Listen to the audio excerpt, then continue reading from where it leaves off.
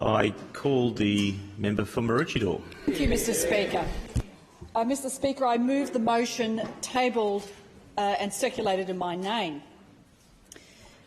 COVID has upended our world locally and globally, but the facts speak that the housing crisis in Queensland started well before COVID hit.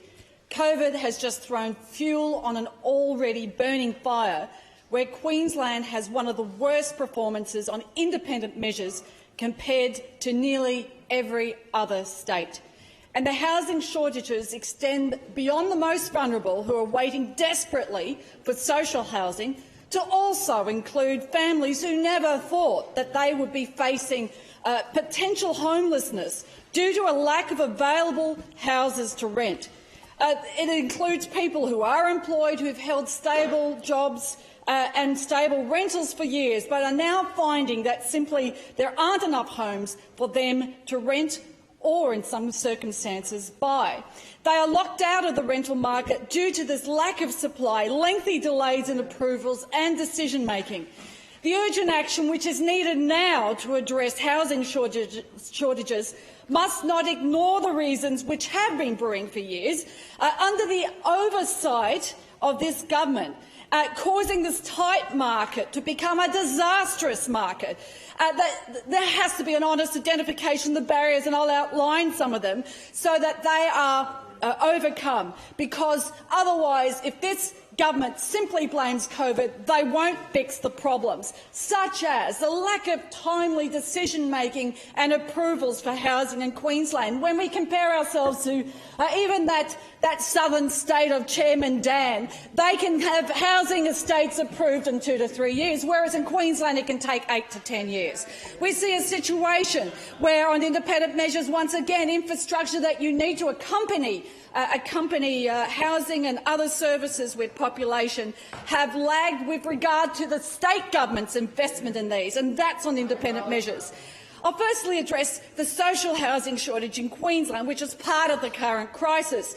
There has only been a 0.6% increase in social housing stock under Queensland Labor government in the last 5 years, according to the Productivity Commission reports on government services. 5 years, millions of dollars, and only a 0.6% increase in social housing dwellings.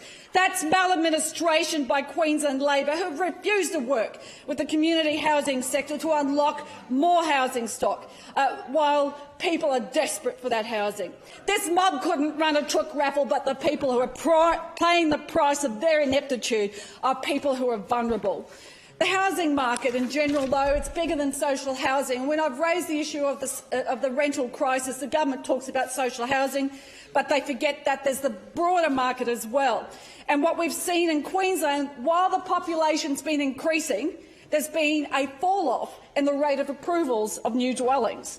I've got families I know of up on the Sunshine Coast who are living in tents in the forest, others on the beach. You go up around Queensland, I talk to a professional who's got a good job, in Cairns, living in his car, can't get a house. What about the families who are desperate, have got kids, living in a car? That's bad enough for anybody. But this story has been repeated right throughout our communities, and this has been brewing well before COVID hit.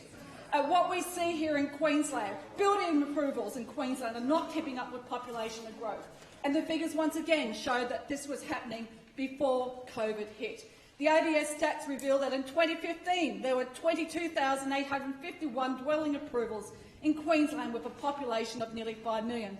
However, in 2020, with a population of 5,171,000, there were only 20,154 dwelling approvals. But see, that was the trajectory over the last number of years. Population was going up. This is before COVID, and we saw in real terms building approvals were plummeting. And when you talk to people in the industry, they say it takes so long to get a decision. Now, I believe we need good town planning and good decision-making, but having plans that take 8 to 10 years to come to fruition, once again, the people who are paying the price are ordinary Queenslanders. There has to be a fair dinkum build-to-rent program that's not about secrecy, it's about transparency and working with the private sector. Infrastructure Partnerships Australia has ranked Queensland number 6 in terms of infrastructure spend throughout Australia, and that's about this statement's lack of timely investment, which is also impacting upon that market. The pipeline plan for infrastructure. Where is it? This government's no longer publishing it from Business Queen Speaker. Time's expired. Time's expired.